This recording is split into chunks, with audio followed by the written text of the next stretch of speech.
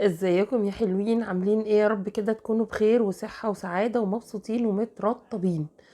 النهاردة زي ما انتوا شايفين كده جاية اتكلم معاكم عن اساس الترطيب.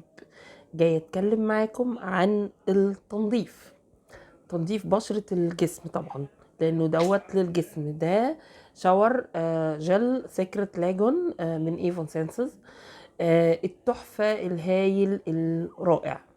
احنا حتى علشان خاطر نرطب جسمنا كويس لازم طبعا نكون منظفينه بحاجة اصلا بتديله ترطيب. يعني اثناء عملية التنظيف بتحصل الترطيب، فده بيوفر لك ترطيب رائع رغم ان هو شاور جل. وانا كنت يعني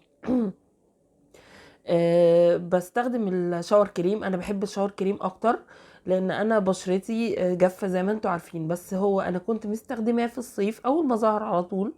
كنت جبته وعجبني جدا. الريحه يا جماعه اكتر من رائحه، من رائعه. ريحته تجنن، ريحته هايله.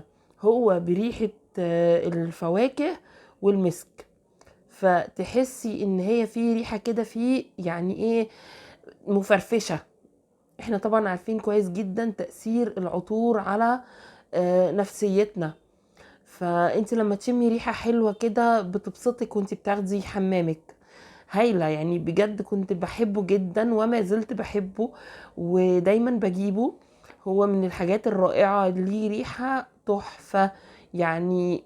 التركيبه نفسها اللي هي الفواكه والمسك دي بتدي ريحه ما اوصفلكوش، جميله جدا وعجبني قوي قوي قوي. بتنتعش كده وانت بتاخدي الحمام، بتحسي كده بايه، بجمال كده، فهماني؟ فده شيء طبعا بيريح نفسيتك، بيسعدك.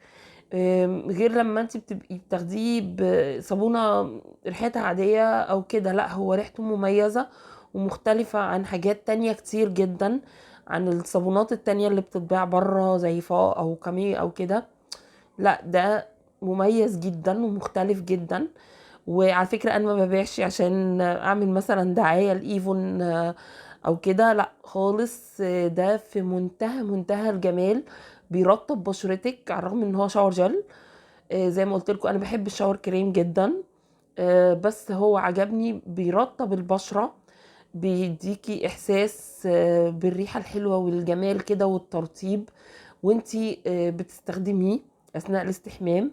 فبجد يعني حلو، بيهيئ البشرة للكريمات اللي انت بتحطيها بعد كده عليها علشان تفضل محتفظة بليونتها ومرونتها. لانه احنا بس مش بنهتم بوشنا، لا احنا بنهتم ببشرة جسمنا كمان، لان بشرة جسمنا برضو بتدي رونق من الشباب والجمال. يعني انتي لما تشوفي نفسك كده حلوة على طول وشم ريحة حلوة كده على طول ومنتعشة، بتبقي مبسوطة، بتبقي حاسة ان انتي جميلة.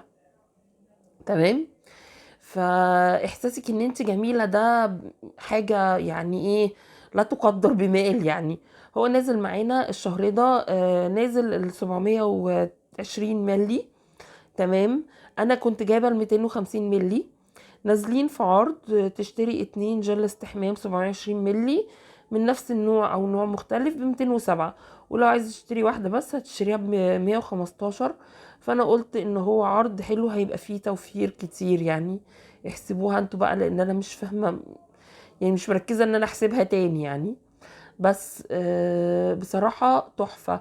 اللون اللي هنا دوت اللبني ده الازرق دوت مش لون العبوه، ده هو لون الشاور جل نفسه. يعني بصوا انا مخلصاها لحد اخر قطره اهو، اهو. تمام؟ ده انطباعي عنه.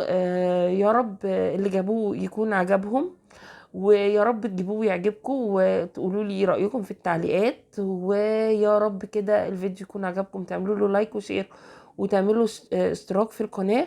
ويا رب كده اشوفكم بخير وصحة وسعادة ومبسوطين ومترطبين وفي اسعد حال، وفاكريني من دعائكم. سلام يا حلوين.